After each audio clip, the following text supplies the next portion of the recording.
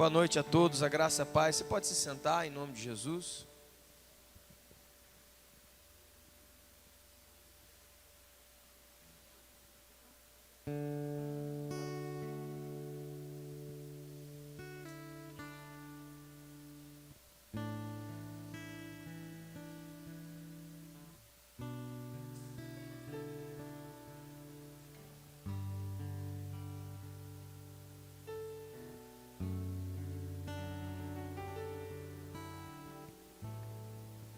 Glória a Deus. Peço aos irmãos que, medida do possível, suportem um pouco, que infelizmente, pelo que me parece, eu não estou enganado, tacaram fogo no mato, Uma fumaceira aí esquisita. Sentindo o cheiro, vocês estão sentindo, né? Cheiro de tacar fogo no mato? Tacar fogo no mato, você já ouviu isso aí? Ou pôr fogo na mata, se você quiser também, não tem problema. Mas está aí, Alguém fez essa bênção aí, mas aleluia. Você trouxe a sua Bíblia. Queria te pedir a abrir a sua Bíblia comigo, em nome de Jesus, na carta de Paulo aos Filipenses. Filipenses, capítulo de número 4, por favor. Deus abençoe todos que estão aqui pela primeira vez. Sejam muito bem-vindos em nome de Jesus. Primeira vez, segunda, terceira. Nossos cultos aqui são quinta e domingo. E toda a informação, pregação, estudo, tudo que você quiser sobre o ministério está no site igrejapetra.com.br. Amém? Filipenses, capítulo de número 4.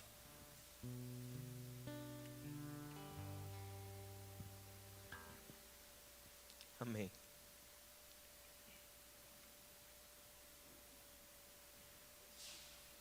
Então faz o seguinte. Cuidado, pega aquilo. Solta as cordas de baixo.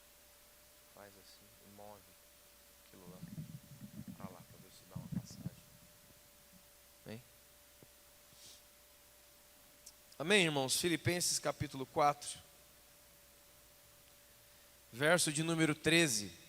Filipenses 4,13, eu acho que é um versículo que você não ouviu ainda, não leu, nunca ouviu ninguém falar, Filipenses 4,13, é difícil, mas eu digo para você, com certeza a gente já viu isso aqui de todo jeito, no para-choque do caminhão, adesivo no carro, no rádio então nem se fale,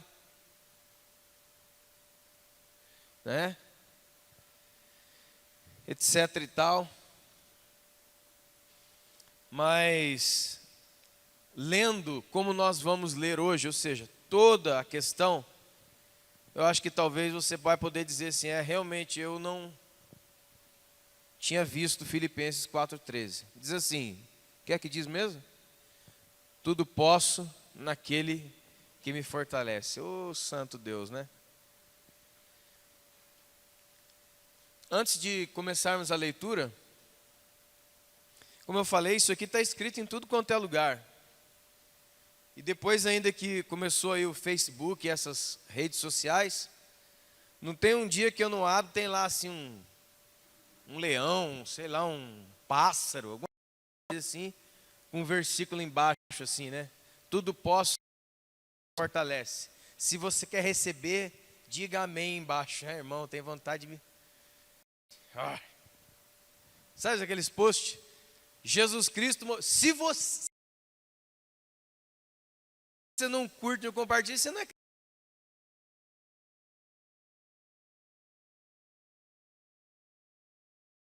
cristão, Mas amém, vamos lá. Enfim, isso aí está cheio para de rádio, alguma coisa, alguém vai no meio. Tudo posso naquele que me fortalece, a turma da pura alegria e tal, etc e tal. Esse é o Filipenses 4,13. Mas antes do versículo 13, tem o versículo 12, o 11, o 10. E depois do 13 tem o 14, o 15, o 16. Tira o versículo de onde ele está. Ela tira o versículo de um assunto que é maior. Pega e... Aí pessoal, é isso aqui, Deus tudo posso naquele que me fortalece. Aí você vai que não um doido, né, em cima de um... tentar tirar mel do cupinzeiro com a mão. Né? É acessar alguma coisa que não um doido esfomeado, e as pessoas falam, é isso aí que é fé, né? Fé é isso aí, você fica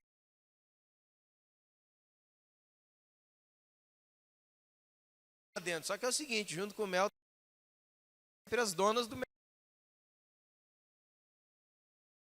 assim. Ah, ele veio, eu vou dar mel para ele. Quando já tiver essa peça, eu já. Tudo. Pensamos tarde como essa. Ó, tinha a terceira guarda, irmão. Terceiro horário tá lá ainda. Meu Deus, foi terrível. Mas amém. Agora vamos ler tudo, né, irmãos? Para a gente entender o que o Paulo estava falando. O que realmente o apóstolo Paulo, o que realmente a Bíblia está dizendo. Vamos lá. A partir do versículo de número 10. Lê comigo, por favor. Paulo diz assim: eu me alegrei muito. Eu me alegrei muito no Senhor. Por quê? Porque agora, mais uma vez, vocês renovaram ao meu favor o cuidado de vocês, o qual também vocês já tinham antes, mas talvez faltava oportunidade agora. Eu digo isso não por causa da pobreza, porque eu aprendi a viver contente em toda e qualquer situação. Eu sei estar humilhado, como também ser honrado. Em tudo e em todas as circunstâncias, já tenho experiência, tanto de fartura como de fome, de abundância e de escassez. Vou até pular o 13, verso 14. Todavia, vocês fizeram bem, se juntando a mim na minha tribulação. E saibam também vós, ó Filipenses, que no início do Evangelho, quando partir da Macedônia, nenhuma igreja se associou comigo, no tocante a dar e receber, senão unicamente vocês. Porque até para Tessalônica, vocês mandaram não uma só vez, mas duas, o bastante para as minhas necessidades. Não que eu esteja procurando o donativo de vocês, mas o que realmente me interessa é o fruto que aumenta o vosso crédito. Recebi e tenho tudo em abundância. Estou suprido, desde que Epafrodito passou as minhas mãos, o que veio de vocês como aroma suave, como um sacrifício aceitável e aprazível a Deus. E o meu Deus, segundo a sua riqueza em glória, há de suprir em Cristo Jesus cada uma das vossas necessidades. Ora, a nosso Deus e Pai seja a glória pelos séculos dos séculos. Amém. Vamos ler o restinho? Saúdam cada um dos santos em Cristo Jesus. Saudai.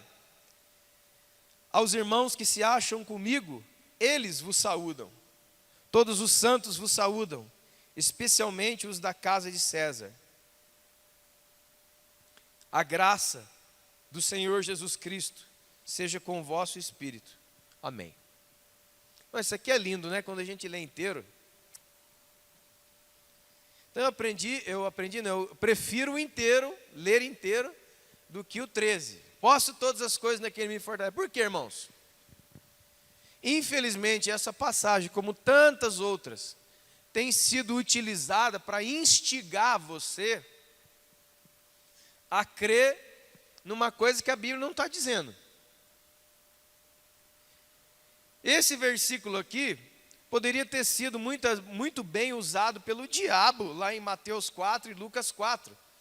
Quando Jesus estava no pináculo do templo, falou assim: olha, pula daqui para baixo, pula aqui, pula lá para baixo. Por quê?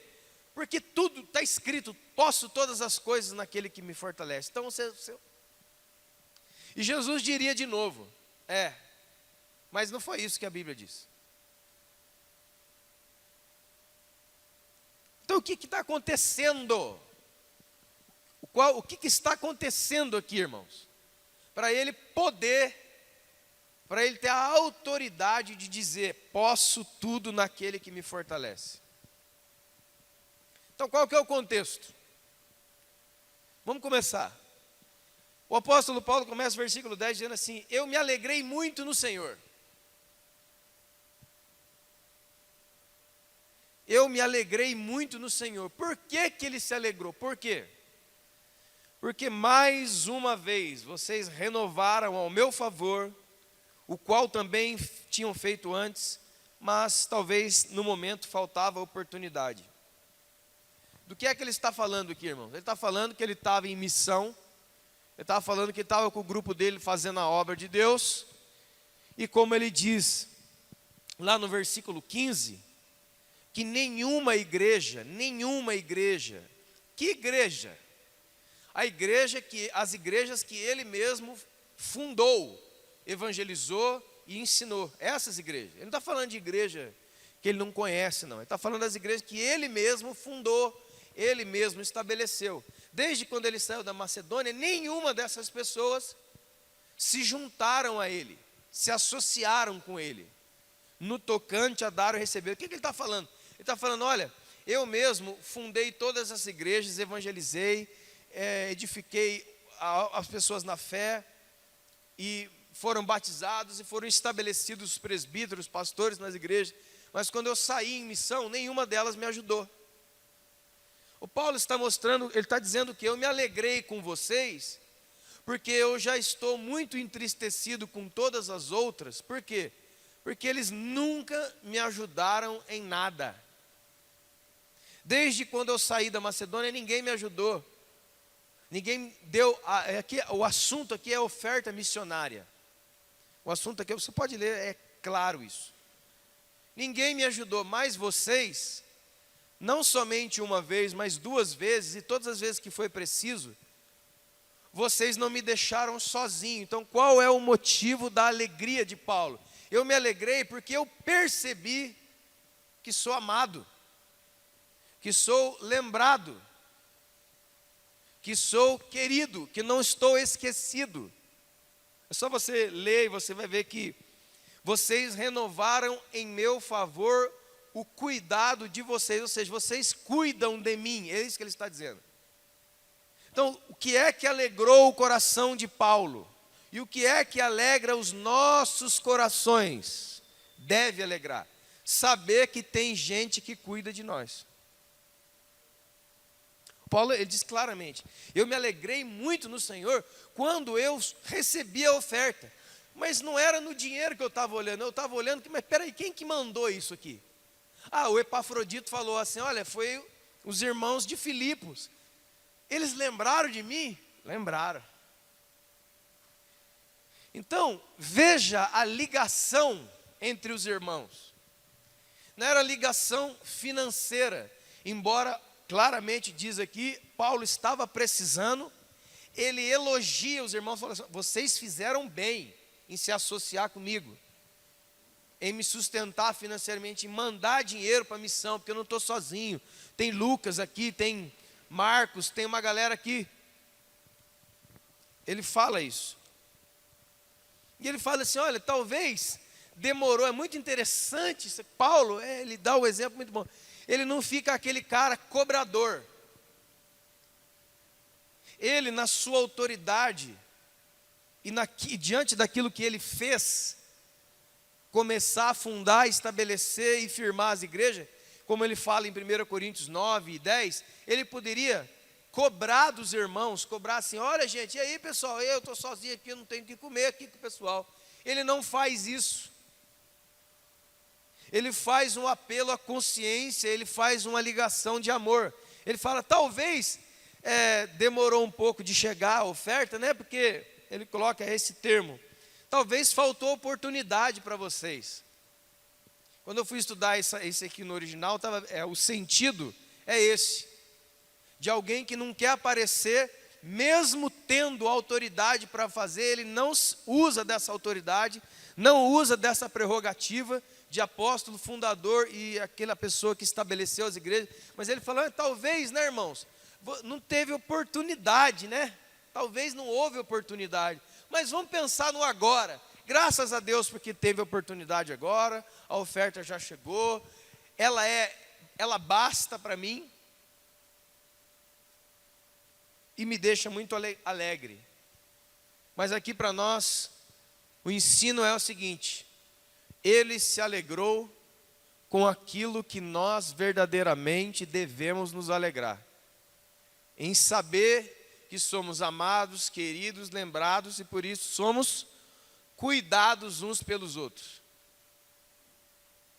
Eu não vou me ater ao que é cuidado segundo a Bíblia, porque daí vai para um outro campo, no outro dia a gente volta com esse mesmo texto, talvez. Verso 11. Eu não digo essas coisas, olha só, porque por causa da pobreza na qual eu me encontro agora, ou seja, eu não estou dizendo que estou alegre, porque a oferta me chegou no momento que eu estava sem nada. Não. Porque eu, entre parênteses agora, irmãos, entre aspas, porque eu aprendi a viver contente em toda e qualquer situação. O apóstolo Paulo demonstra o estilo, o tipo de vida que todo cristão deve ter. Eu não estou vivendo a vida que nem aquele filme antigo que tinha, curtindo a vida doidado. Cada dia uma curtição. Cada dia, vamos viver aquele negócio de vamos viver o momento, né? Vamos lá, pessoal, o que importa é o agora, lá, e tal. Ele não faz isso. Ele fala que o estilo de vida que nós devemos ter, a maneira correta de viver, é uma maneira onde eu vivo, eu coloco a minha vida para gastar, aprendendo sempre alguma coisa. E não assim, ó, tô aí, pessoal. Tô aí, como é que você está, irmão? Tô aí, tô vivendo aí, ó. Caminhando contra o vento, sem lenço, sem documento, andando aí, ó, vamos andando até o fim do mundo. O apóstolo Paulo falou, não. O que ele está dizendo? Eu utilizo como escola para mim, eu uso qualquer detalhe da vida para me dar um pouco mais de ensino que vai gerar a minha maturidade. Eu não estou aí não estou de graça aí não. Eu aprendi a viver. Aprendi a viver também fala uma outra coisa. Ninguém que começa na fé, ninguém que começa em Deus agora, me converti ontem, converti semana passada, ele já está totalmente maduro e já aprendeu todas as coisas, não.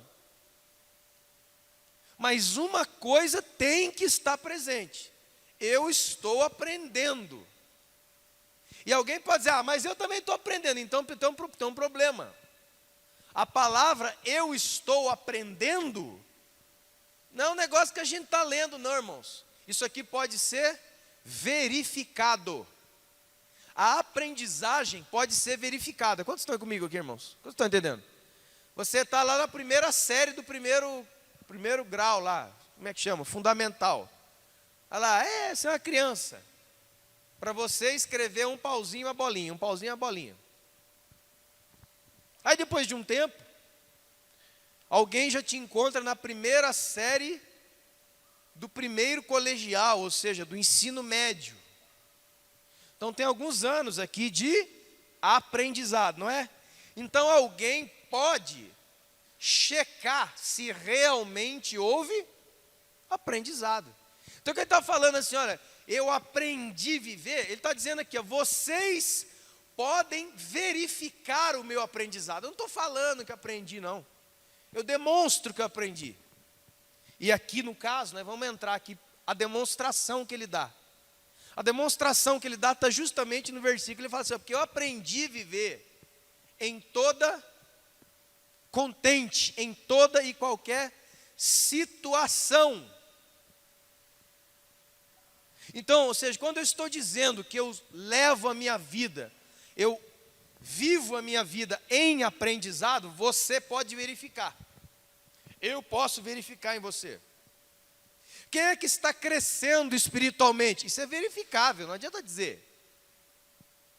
Não adianta alguém dizer, eu estou aqui, olha, eu já estou crescendo espiritualmente. Isso é verificável. Então, eu repito, ele fala, eu aprendi a viver. Eu não estou passando os meus dias, não. Eu uso tudo como uma escola ao meu favor, para que eu vá crescendo nas diversas áreas da vida de um ser humano. Quantos estão entendendo, irmãos? Aí ele vai fazer menção para verificação de uma. E essa uma, irmãos, é a uma, hein? Olha lá. Eu aprendi a viver contente em toda e qualquer. Aqui já tem outro estudo totalmente, né, irmãos?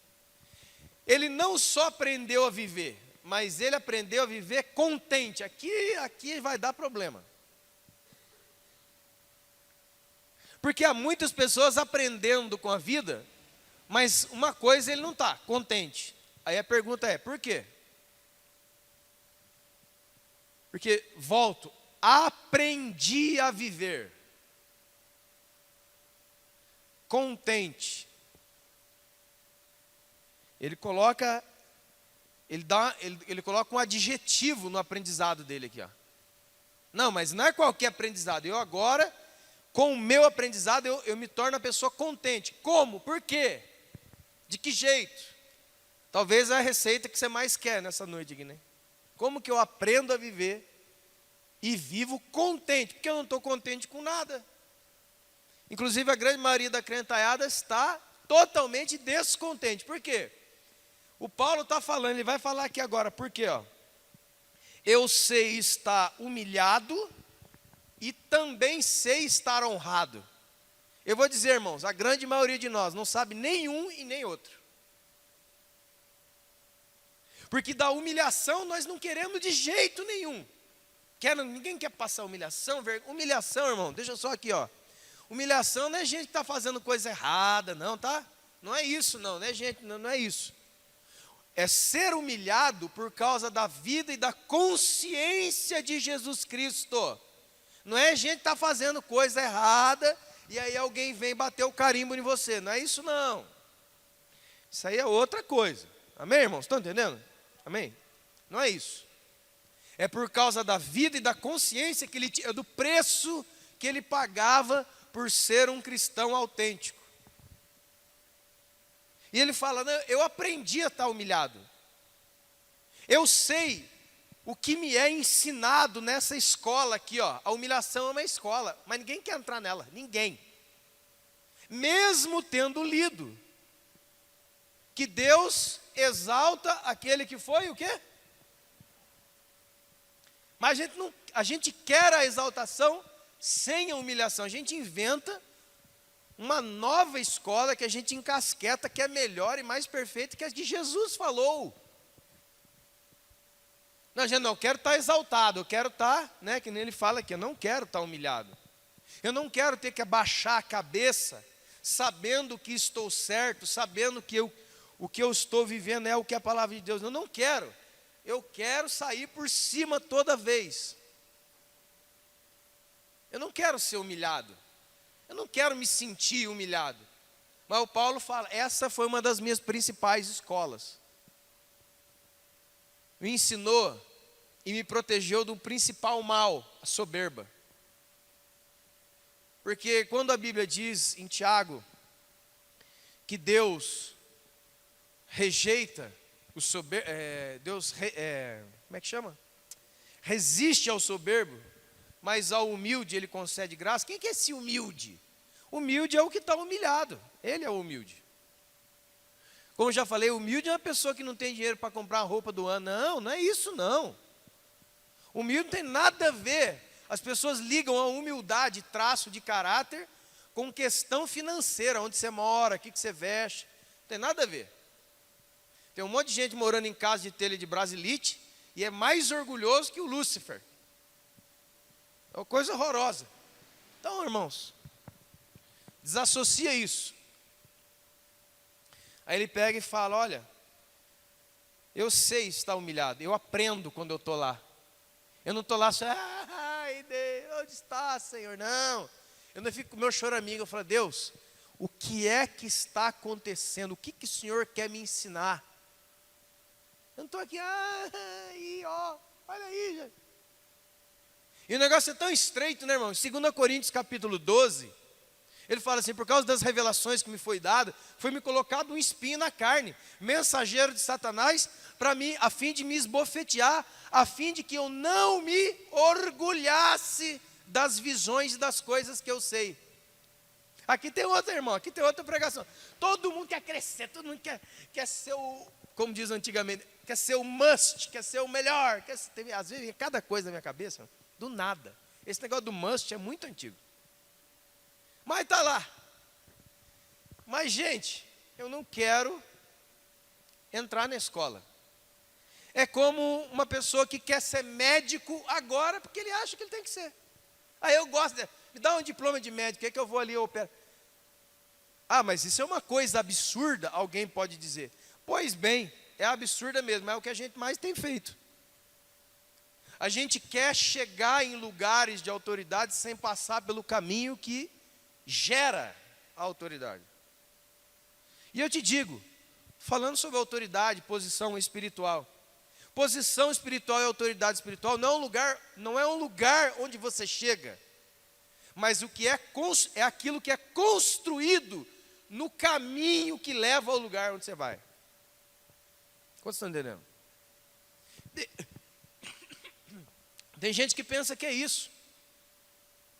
Uma autoridade é o seguinte: eu vou ser o pastor da igreja, agora eu tenho autoridade. Não. Agora, se houve um caminho, e você aprendeu nesse caminho, o aprendizado do caminho é que te vai dar autoridade quando você chegar aqui, por exemplo, e não aqui. Por isso que é difícil de ver certas coisas. Quantos estão entendendo, irmãos? Eu sei estar humilhado. Alguém fala: mas essa é muito difícil. A mais fácil é a outra. Não, a outra é pior. Eu também sei estar honrado. Essa aqui é pior que a outra. Porque pouca gente sabe ser honrado. Pouca gente sabe ser elogiado. Pouca gente sabe estar num local tranquilo, um local de colheita, onde ele está colhendo o que ele plantou. Pouca gente sabe. Tem gente que fica doidinho aqui, ó. Na hora que ele está sendo humilhado, irmão, ele é um crente maravilhoso. Passou a honrar, ele estraga. Então, quando Paulo fala de honra e humilhação, ele está apontando as duas principais escolas. Uma trata a humildade e não deixa ser soberbo, e a outra trata o caráter. Perdão, a humilhação trata a humildade e o caráter, e a honra trata a questão da soberba. Deveria. Ele fala: eu sei viver. Essa frase é muito emblemática, irmão. Eu sei viver. E viver contente. Em toda e qualquer situação. De tudo e em todas as circunstâncias. O que são circunstâncias? Momentos da vida. Momentos bons, momentos maus. O nosso problema também tem sido é que em momentos bons parece que a gente fica louco de tudo. A gente não quer aprender nada. Eu só quero, quando as coisas estão na questão daquilo que é bom, eu só quero uma coisa: eu quero curtir o momento. Quero curtir. Eu não quero pensar em nada. Muitos dizem: eu só quero curtir o momento. É por isso que quando esse momento vai embora e você não aprendeu nada, fica difícil. E do momento de humilhação eu quero sair rápido, o mais rápido possível, porque eu digo toda hora que eu já aprendi tudo que eu tenho que aprender. Engraçado, irmão, Deus é sábio. Deus é mais inteligente do que nós. Se Ele tem permitido ainda uma escola de humilhação para você, você não acha que apesar de você pensar que já aprendeu e tem o diploma da faculdade da humilhação, Ele ainda te mantém lá por quê?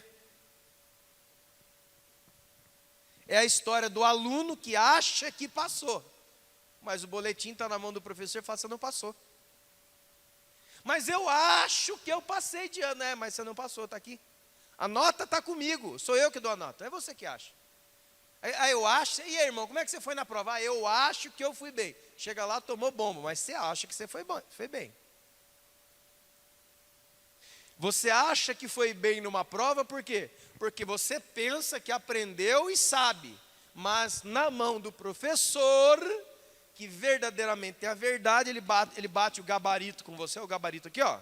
A Bíblia, ele gabarita a sua prova, e a sua prova não gabarita.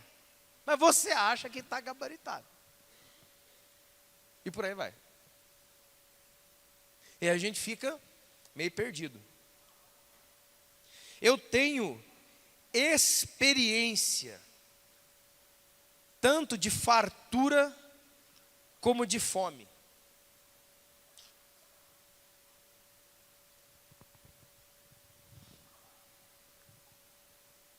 Experiência fala a seguinte coisa: eu já passei, eu já experimentei. Não está no campo da minha ideia, não está no campo do saber, está na experimentação. Eu fiquei com a barriga roncando, de fome, como diz lá em Coríntios, ele fala assim: em jejum muitas vezes mais, em vigília muitas vezes mais.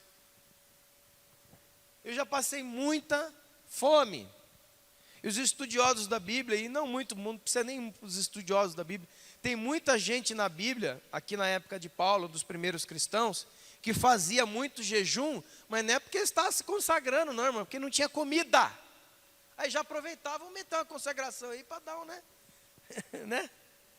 Se você quer uma história mais recente, você pode ler o livro, por exemplo, do pastor Po Yang Cho da Coreia, da Igreja do Evangelho Pleno em Seul, da Coreia.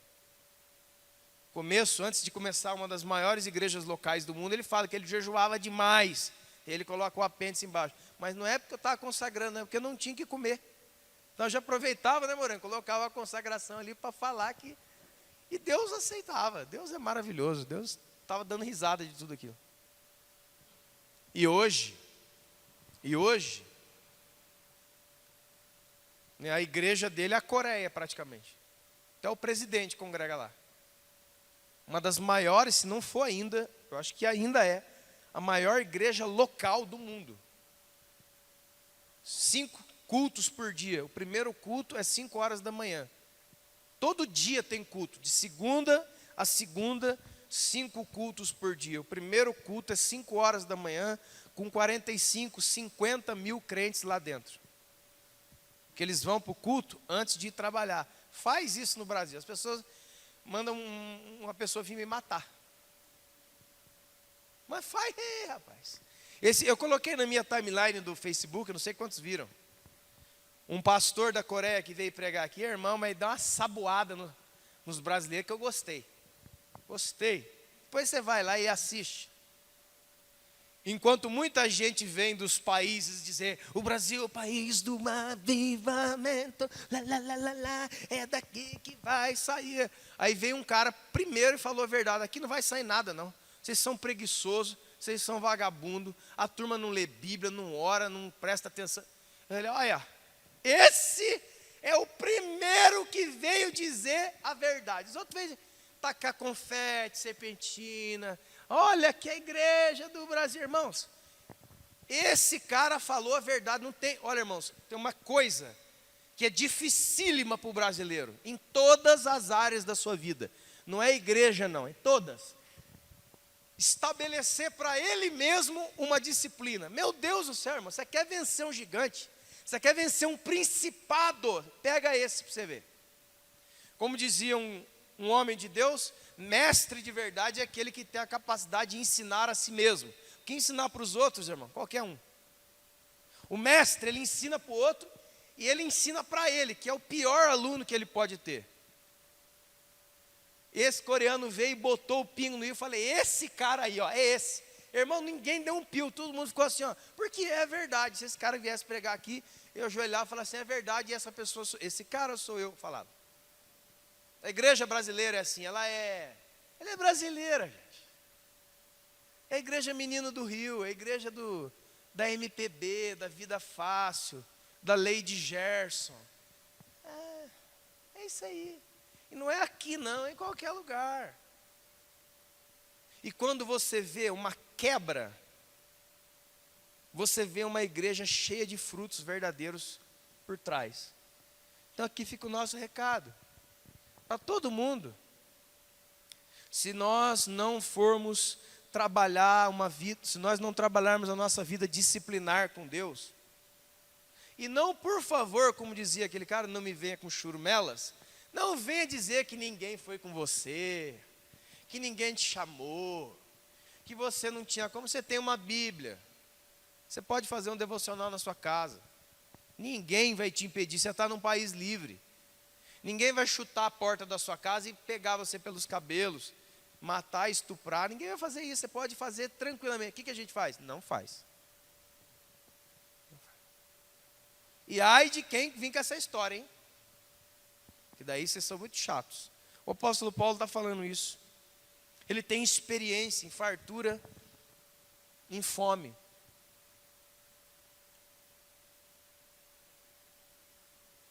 Também de abundância como escassez. Quando é que, irmãos, o que seria para nós um entendimento? Entendimento que eu estou falando não é, entendi o que você falou. Não. É aquilo que Tiago diz na sua palavra.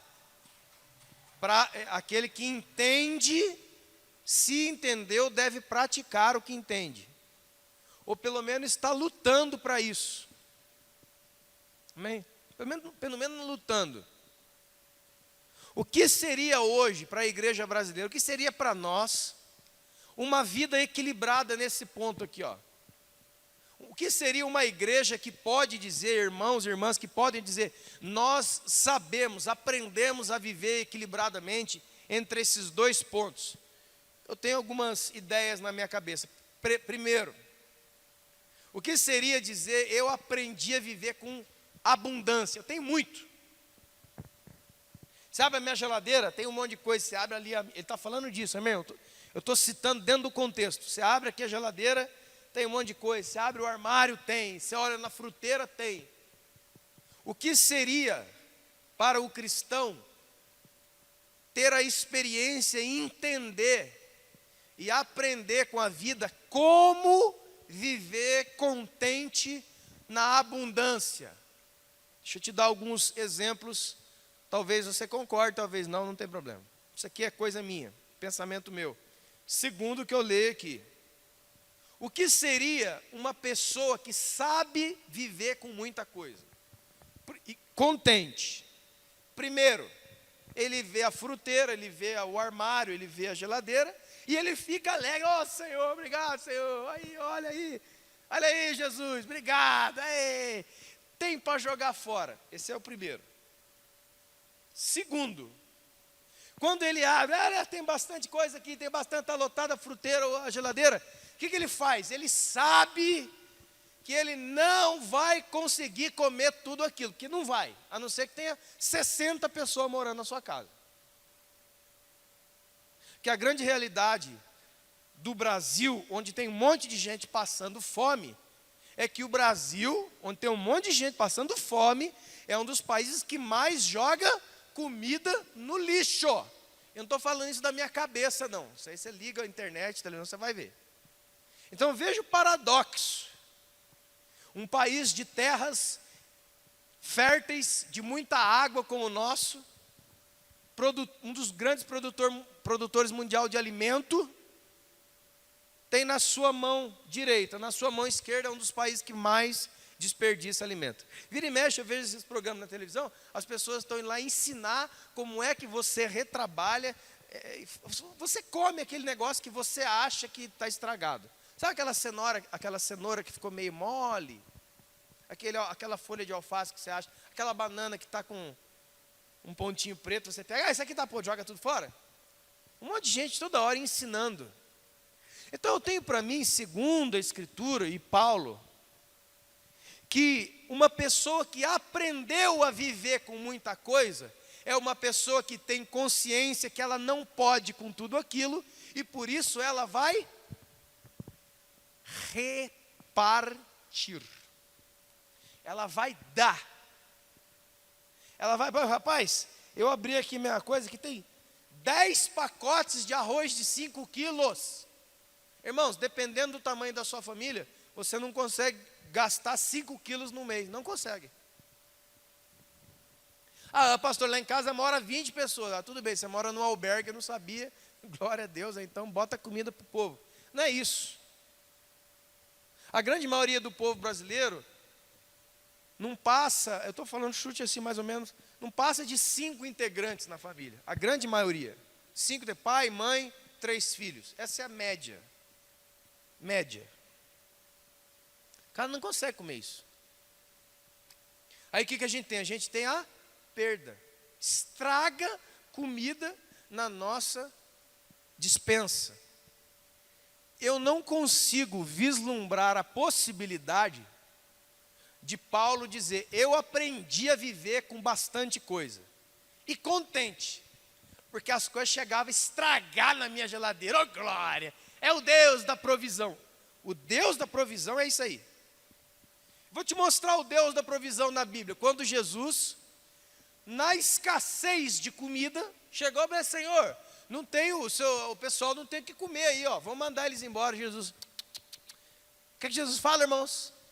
Dai vós mesmos a eles de comer. Aqui já parava. Ah, mas nós não temos nada, senão 5 pães e 2 peixes. Ah, é? Traz aqui para mim. O livro de João, o Evangelho de João coloca isso. Diz que Natanael vai atrás desse cara aí. Era um menino que tem os 5 pães e os 2 peixes. Era um garoto. O Evangelho de João diz aí. Era um menino que tinha 5 pães e 2 peixes.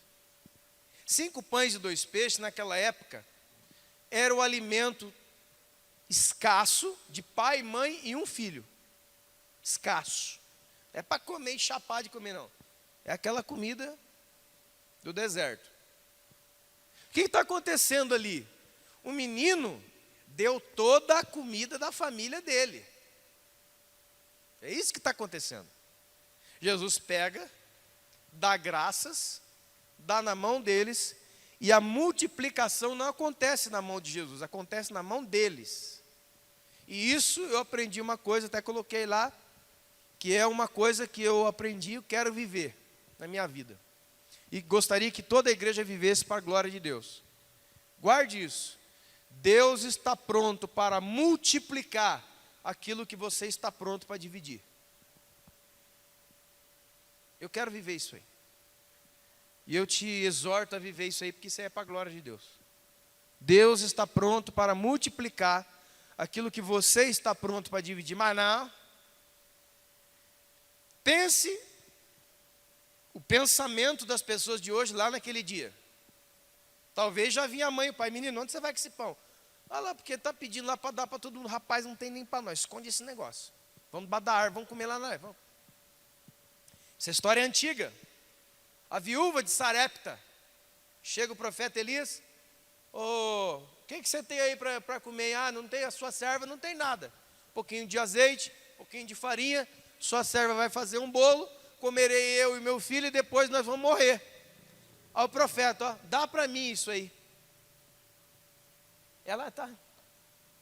E aí o resto da história você sabe, não faltou azeite e nem farinha na botija dela. Deus está pronto para multiplicar aquilo que você estiver pronto para dividir. Para mim, segundo a Escritura, quando Paulo fala, eu aprendi a viver com muita coisa, ele está falando sobre isso. E não uma vida esbanjadora. Aí Jesus multiplica pão e peixe para mais de 5.000 pessoas, não é? É. O que ele fala no final? Esse é o poder do meu Pai que está em mim, Jeová Jireh. Olá, pessoal, a turma. Jeová Jireh, provisão.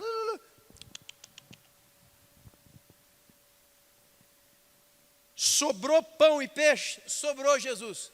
Recolhe tudo em cesto. Não desperdice. Esse é Jesus. Esse é o Jeová Jireh aí, ó, que a turma está falando aí, que é o Deus do dá para você jogar no lixo. Jesus falou, sobrou, sobrou, junta em cesto, porque a caminhada é longa, e eu não vou ficar aqui fazendo milagre, porque eu não sou padaria, toda hora ficar soltando pão e peixe. Bora, guarda isso aí. Tanto é que na segunda multiplicação de pão e peixe, quando ele vai lá explicar que ele é o pão da vida, ele já dá uma cotovelada de esquerda no pessoal. E fala assim, vocês não vieram atrás de mim por causa dos sinais que vocês viram. Vocês vieram atrás de mim por causa do pão e do peixe que eu multiplico. Vocês acham que eu estou aqui de... Vocês estão interessados na comida, né? Vocês querem comer bem, né? Aí Jesus falou, não vou multiplicar nada. Vocês vão comer a palavra agora, o pão vivo que desce do céu. Bora! Aí o povão, não vai ter comida? Parece os crentes de hoje, né?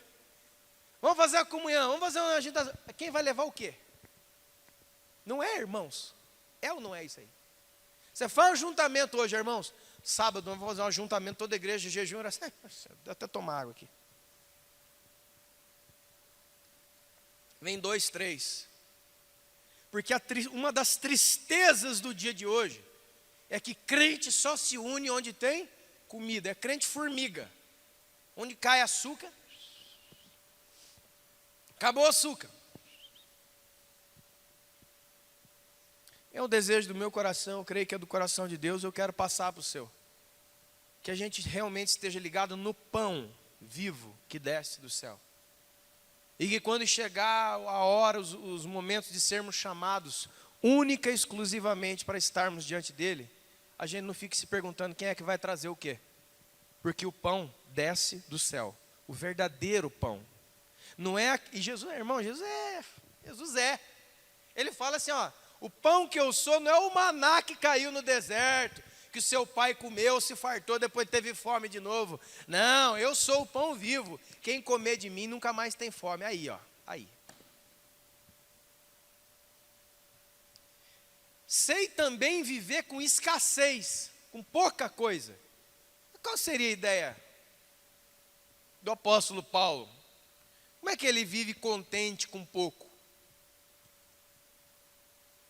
Primeiro, tendo a consciência de que se naquela hora ele tem pouco, tem gente que tem menos e tem gente que tem nada.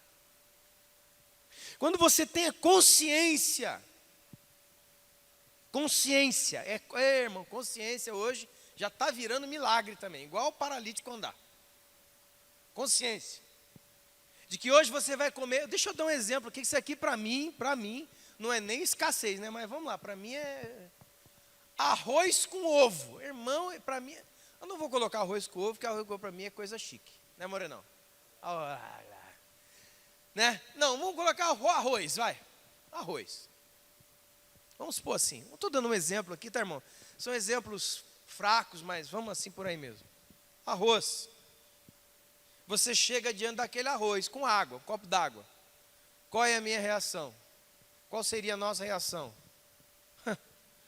Murmuração no top 10, né? Junto com a murmuração, praguejar e, no final, para colocar a cobertura, atacar alguém que precisa ser responsabilizado por aquele copo d'água e com aquele negócio. Agora, quem tem consciência na escassez, ele ainda está contente. Por quê? Porque ele vê aquele negócio de uma outra maneira. Poxa, chegou alguma coisa. Tem irmão meu que hoje não comeu nada. Tem irmão nossos, e não é na África, na Índia, não. Aqui no Nordeste brasileiro, aqui, ó. Aqui no Nordeste brasileiro, tem irmão, seu irmão, filho do mesmo Deus, do mesmo Pai, que hoje vai orar para dormir mais cedo de fome. Mas eu não estou nem aí, cara. Eu quero reclamar, porque eu não tenho hoje aqui suco, arroz, feijão, salada e sobremesa. Esse é o que nós nos tornamos, irmãos. E a gente não se envergonha disso, a gente acha que a gente está certo. Tem toneladas de crente que eu conheço que ele acha que ele está certo. Que ele tem que amaldiçoar, que ele tem que praguejar e tem que botar a culpa em alguém. Eu não consigo pensar em nada, a não ser em mim mesmo. Então o que seria aprender na escassez? E estar contente. Puxa, só veio arroz e água. Obrigado, Senhor. Porque hoje foi a porção que o Senhor quis me mandar. Porque eu tenho consciência que tem gente que hoje está orando para dormir mais cedo. Não é repito, não é no fim do mundo não, aqui no Nordeste brasileiro, aqui, ó, no semiárido do sertão, aqui no fundão aqui do Nordeste, tem situações ali, irmão, que faz a África parecer a Disneylândia. Saiba disso. Seu país é um país de tamanho continental. Ele tem lugares que alaga quando chove, tem lugares que não chove nunca. E as pessoas choram de fome. Mas eu quero ver com quem que... Quero ver se o Luciano Huck separou ou não. Ai, põe aí que eu quero ver se ele separou.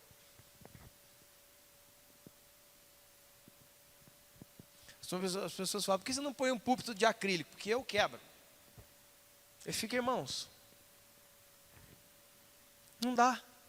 E você vem com essa verdade, as pessoas se irritam com você. Ai, que conversa negativa. Ai, ai. Então tudo bem, conversa negativa. Você, então vai para lá.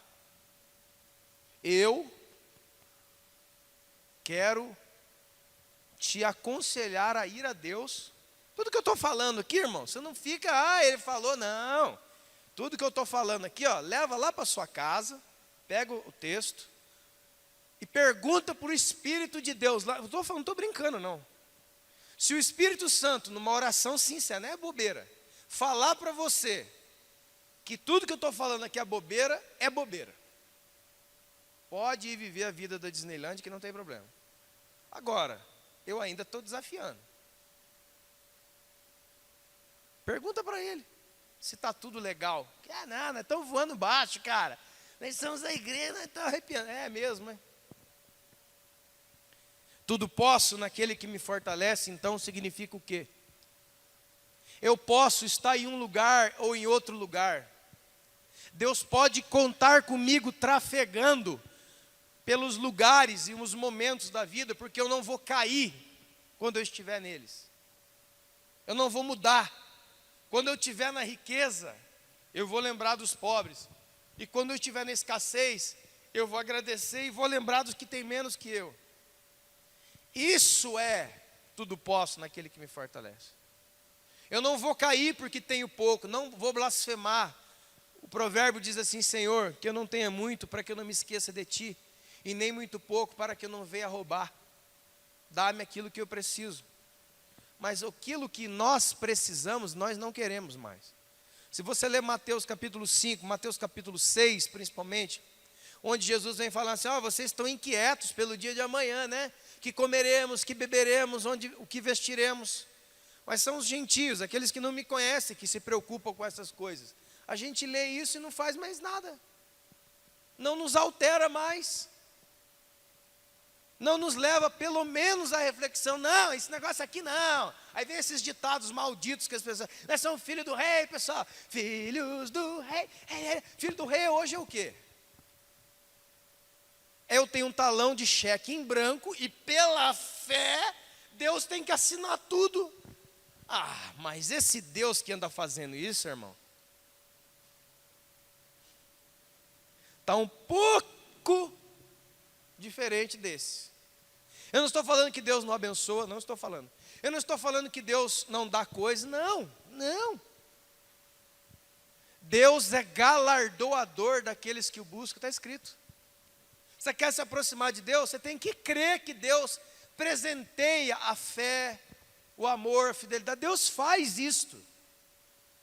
Agora, o que eu estou dizendo aqui é viver com base nisso, numa prática, particularmente assim, é praticamente uma extorsão espiritual, onde eu quero isso, senão eu não sirvo a Deus. Senão Deus não é na minha vida. Aí vem esses ditados estranhos. O Paulo falou, Deus, o Deus que mora em mim, o Espírito Santo que mora em mim, Ele me faz poder viver essas coisas aqui. Versículo 14. Todavia, olha essa palavra, mas, todavia, neste momento, vocês se fizeram muito bem, porque eu realmente estava precisando. Aqui tem uma coisa, irmão. Não é porque Paulo sabia viver em escassez, que ele gostava de viver comendo folha de árvore para não morrer de fome. Olha aqui, ó. Versículo 14. Todavia, porém, vocês fizeram muito bem em me ajudar. É isso que ele está dizendo. Por quê? Porque eu estava... Sabe o que é isso aqui? Isso aqui é muito importante, irmão. Fala que a fé não é insanidade. Fala que a fé não é uma loucura. Fala que a fé em Deus não é aquilo que acontece e foi pregado e ensinado na Idade Média. Você quer ficar mais próximo de Deus? Rasgue as suas roupas, tenha vida de pobre, vá morar num mosteiro e beba uma gota de água por dia, porque daí sim, você não.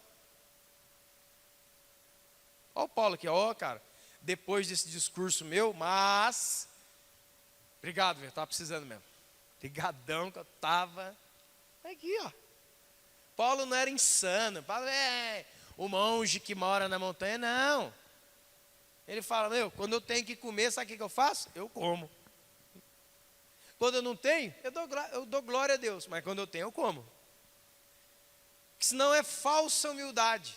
Olha aí, Paulo, tem um prato de comida legal, cara. Vamos no churrasco, Paulo. Não irei, porque em algum lugar da terra, uma pessoa passa fome, então, todos que comem churrasco são malditos. Falseta, mentirosão, falsa humildade. Você está doido para comer aquele contrafilé cortado com a fibra direitinho assim. Não.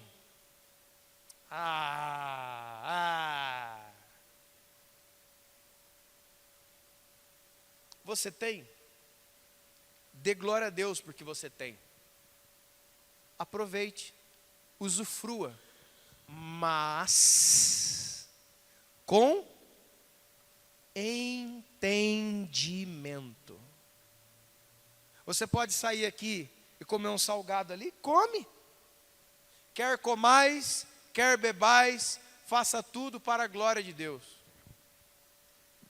Ontem, nós demos umas giratórias nos capeta que tinha por aí. Depois,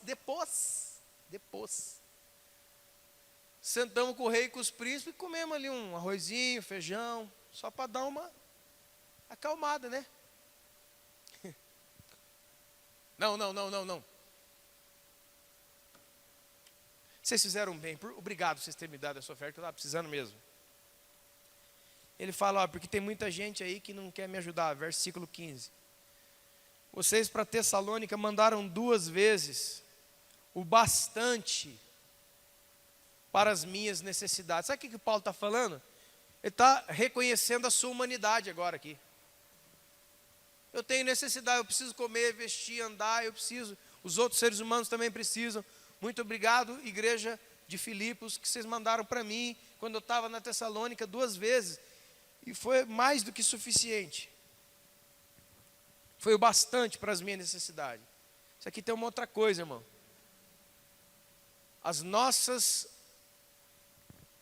Muitas pessoas falam assim, pastor, aquele irmão, aquela irmã está passando necessidade. Aí você vai ver, não está passando necessidade nada. O que é passar necessidade? O que são necessidades? Necessidades fala daquilo que nos é básico para a vida. Aí você chega lá na casa da pessoa, eu já estou falando, irmão, não estou falando por metáfora, não. Estou falando de conhecimento de causa. Uma vez, me falaram, olha, tem um irmão, tem um casal, tem uma família, eles estão passando necessidade. Estão passando necessidade. Minha necessidade é uma água aí. Se tiver, Deus abençoe. Se tiver também, estou contente. Pô, toma. O que eu estava falando mesmo? Aí estava lá, o pessoal, necessidade, né? Eu fui lá. O pessoal está na internet. Não sou contra a internet, não. Eu tenho em casa, não sou hipócrita. Não é isso que eu estou dizendo. O que era aquilo que eles chamavam de necessidade? É dificuldade. Tem pessoas passando dificuldades. O que são dificuldades? Alguma coisa que eu quero, muito obrigado, irmão. Alguma coisa que eu quero, mas eu não preciso para viver.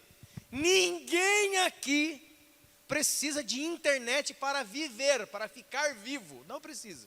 Você não é... Você precisa para viver água, alimento. E o que Jesus fala em Mateus 6? Água, alimento, um teto e uma roupa. O que Paulo fala em 1 Timóteo 6? Tendo o que comer e com o que vestir, sejam contentes. Quem que está contente com o que a Bíblia diz que a gente deveria estar? Acha um aí. Mas ninguém. Só está bravo com aquilo que Jesus falou. Principalmente, a gente não aceita o que Jesus falou. É incrível. Jesus falou em Mateus 6, eu vou cuidar de vocês. Como, Jesus? Iates, mansões, não, eu vou dar para você, eu garanto para você o que comer, o que beber e o que vestir. Jesus falou isso aí. E você vê toda sexta-feira aqui, você vê os moradores de rua entrando aqui, e eles tomam banho, e eles ganham roupa, e eles comem comida. E não é só aqui não, tem um SOS, e se não for nesses dois, você pode bater na casa de qualquer pessoa aqui, alguém vai te dar alguma coisa para comer, te garanto. Para vestir também. E até para morar em alguns casos aí. Mas não é isso que nós estamos falando. Eu estou querendo falar porque eu queria certas coisas e não tenho. E eu chamo isso de dificuldades, de necessidades. Isso não é passar necessidade. Passar necessidade é chegar na casa de pessoas que eu também já cheguei. E você abre a geladeira parece um aquário. Só tem água dentro. Eu já fui em casa assim. E você abre o armário, não tem... Irmão, já fui em casa assim, só tinha um pouco de sal. Não tinha nada. E sabe do quê? A pessoa não falou, não reclamou, não nada. Eu fiquei sabendo por terceiros. E de ver um monte de gente chorando pelos luxos que quer ter. O luxo, irmão, os detalhes da vida que a gente quer ter, a gente tem que se conformar no momento da vida que a gente pode ter aquilo. É pecado você ter o carro? Não, irmão, que em nome de Jesus todo mundo aqui tenha um. Mas talvez não seja hoje a hora, talvez não dê. É pecado você comer na churrascaria lá da Dutra? Não. Mas talvez hoje não dá para você comer. Mas não diga que Deus não está na sua vida porque você não come churrascaria. Ah, mas quem está fazendo isso?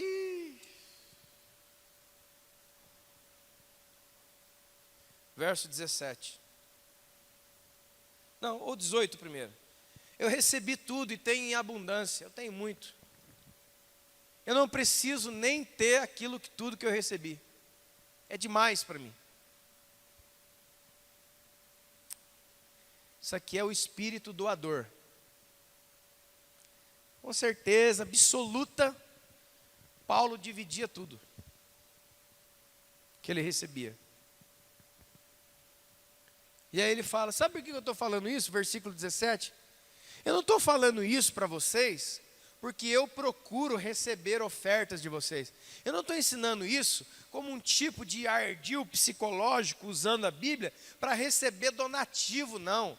O que realmente interessa a mim, que deve interessar você e deve interessar a igreja, é o fruto, que aumenta o seu crédito. Que fruto? Esses aqui, que eu acabei de citar, todos eles. Que fruto que está declarado aqui? O fruto do amor que gera a partilha. O amor que divide. O amor que é tão transbordante que ele dá. Ele não retém. Esse é o fruto que me alegrou sobremaneira em vocês de ver. O Epafrodito trouxe oferta, glória a Deus, estava precisando, vou comprar comida, vou comprar uma roupa ali, nós vamos ficar bonito. Mas sabe mesmo, o que me alegrou foi saber que o coração de vocês não é mais mesquinho, que vocês agora aprenderam a se preocupar com os outros, que não sou só eu, ou é qualquer pessoa. Esse é o fruto que aumenta o crédito de vocês. Crédito? Aonde? Com quem? 19. Com meu Deus, que segundo a sua riqueza em glória, há de suprir todas as vossas necessidades em Cristo Jesus. E as necessidades de um ser humano é muito mais do que botar comida na boca, já dizia o nosso Senhor. E o que o nosso Senhor disse? Nem só de pão vive um homem, mas de toda a palavra que sai da boca de Deus. Porque a palavra que sai da boca de Deus alimenta a minha alma, o meu espírito.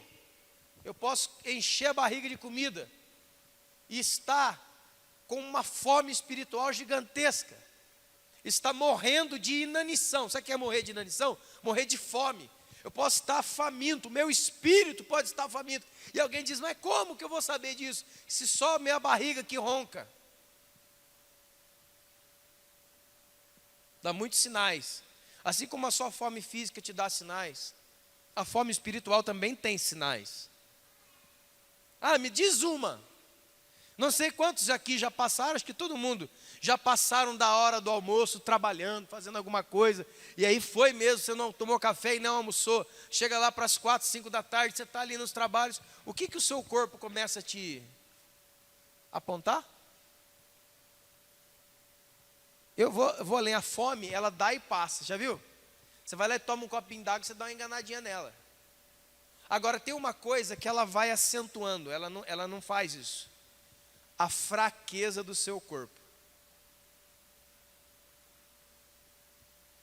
Então, se o seu espírito tem te apontado fraqueza espiritual, o seu espírito está com fome. Você tem sentido fraqueza espiritual, fraqueza das áreas do espírito? Eu estou fraco espiritualmente, não estou conseguindo resistir ao pecado, resistir ao mundo, resistir ao maligno, eu estou bem fracão. É aí, ó, seu espírito está gritando, estou com fome, eu quero comer, que só enche a sua barriga. A fraqueza é um dos sinais fortes da fome. É isso que me interessa, que vocês realmente aumentaram o crédito com aquele que pode suprir e vai dar. Olha a bênção de Paulo: o meu Deus, segundo a sua riqueza, em glória, há de suprir em Cristo Jesus cada uma das vossas necessidades. Ao nosso Deus e Pai, seja glória pelos séculos dos séculos. Amém. Se põe de pé, por favor.